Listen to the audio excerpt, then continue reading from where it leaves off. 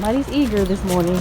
So it's Vlogmas Day 1. We are off to Home Depot, Coco and I, to get some holiday cuttings.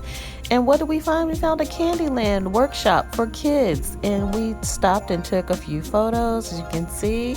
So cute. Shout out to Home Depot for setting up such a beautiful display for the kids. So in we go.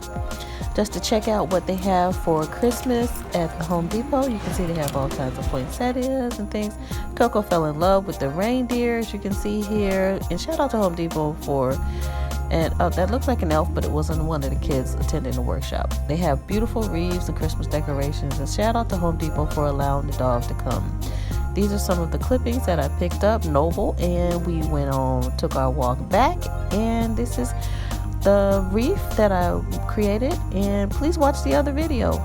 Happy holidays. Saving hello for another time.